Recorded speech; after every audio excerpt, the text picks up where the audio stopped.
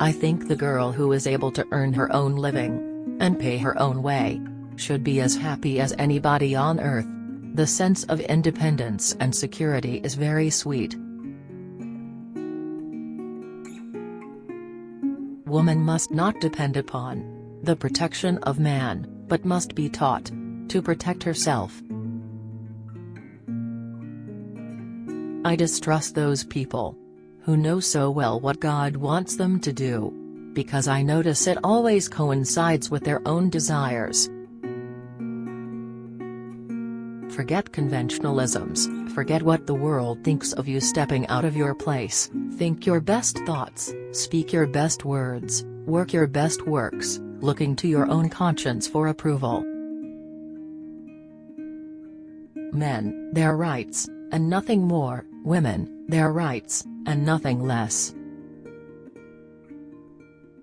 I was born a heretic. I always distrusted people who know so much about what God wants them to do to their fellows. There never will be complete equality until women themselves help to make laws and elect lawmakers. I declare to you that woman must not depend upon the protection of man, but must be taught to protect herself, and there I take my stand. It was we, the people, not we, the white male citizens, nor yet we, the male citizens, but we, the whole people, who formed the Union. Men, their rights and nothing more; women, their rights and nothing less. There shall never be another season of silence until women have the same rights men have on this green earth. Every woman should have a purse of her own. I pray every single moment of my life, not on my knees but with my work. My prayer is to lift women to equality with men. Work and worship are one with me. The worst enemy women have is in the pulpit. Let me tell you what I think of bicycling. I think it has done more to emancipate women than anything else in the world. I stand and rejoice every time I see a woman ride by on a wheel. Independence is happiness. What you should do is to say to outsiders that a Christian has neither more nor less rights in our association than an atheist.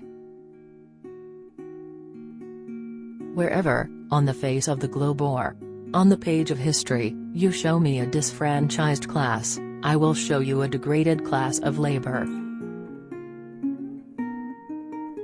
Whoever controls work and wages, controls morals. Being persons, then, women are citizens, and no state has a right to make any new law, or to enforce any old law, that shall abridge their privileges or immunities. For every betrayed woman, there is always the betrayer, man. We throw to the winds the old dogma that governments can give rights. Before governments were organized, no one denies that each individual possessed the right to protect his own life, liberty and property. No man is good enough to govern any woman without her consent. I don't want to die. As long as I can work; the minute I cannot, I want to go. It is poor rule. That won't work more ways than one. I beg you to speak of woman as you do of the Negro. Speak of her as a human being, as a citizen of the United States, as a half of the people, in whose hands lies the destiny of this nation. To think, I have had more than 60 years of hard struggle for a little liberty, and then to die without it, seems so cruel. I have given my life, and all I am to it, and now I want my last act to be to give it all I have, to the last cent. White men have always controlled their wives' wages. Colored men were not able to do so, until they themselves became free. Then they owned both their wives and their wages. This is rather different from the receptions I used to get 50 years ago. They threw things at me then, but they were not roses. The only question left to be settled now is, are women persons? And I hardly believe any of our opponents will have the hardihood to say they are not. If all the rich and all of the church people should send their children to the public schools, they would feel bound to concentrate their money on improving these schools until they met the highest ideals.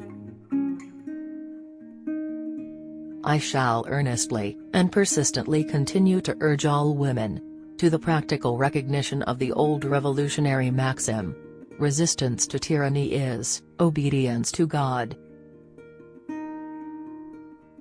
You would better educate 10 women into the practice of liberal principles than to organize 1,000 on a platform of intolerance and bigotry. Organize, agitate, educate must be our war cry.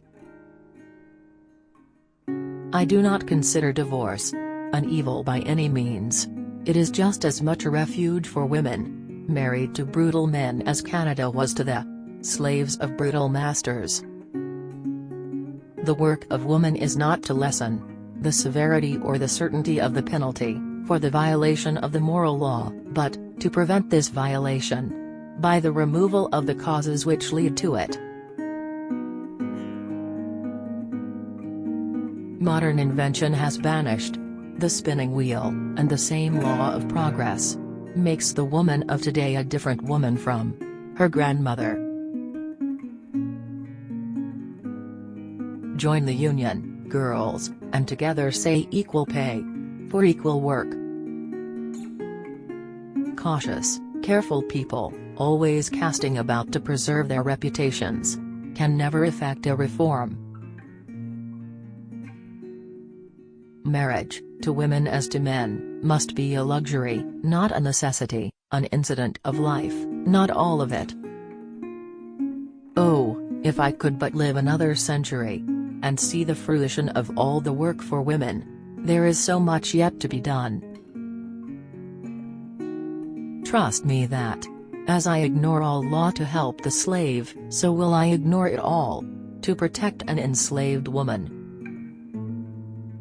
I have encountered riotous mobs and have been hung in effigy, but my motto is, men's rights are nothing more.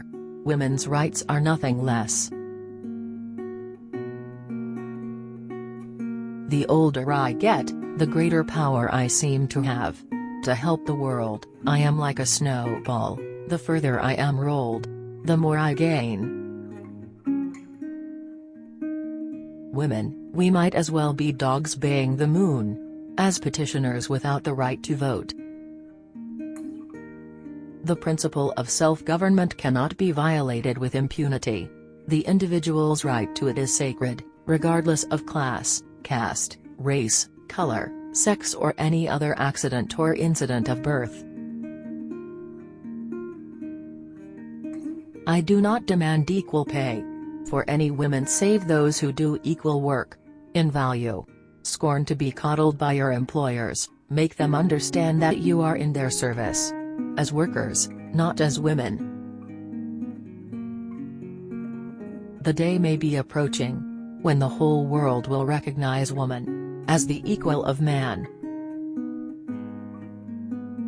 An oligarchy of race, where the Saxon rules the African, might be endured, but this oligarchy of sex which makes father, brothers, husband, sons, the oligarchs over the mother and sisters, the wife and daughters of every household, carries discord and rebellion into every home of the nation. No one can doubt that The sufferings of the sober, virtuous woman, in legal subjection to the mastership of a drunken, immoral husband and father over herself and children, not only from physical abuse, but from spiritual shame and humiliation, must be such as the man himself cannot possibly comprehend. If women will not accept marriage with subjection, nor men proffer it without, there can be, no alternative. The women who will not be ruled must live without marriage, and during this transition period, single women make comfortable and attractive homes for themselves.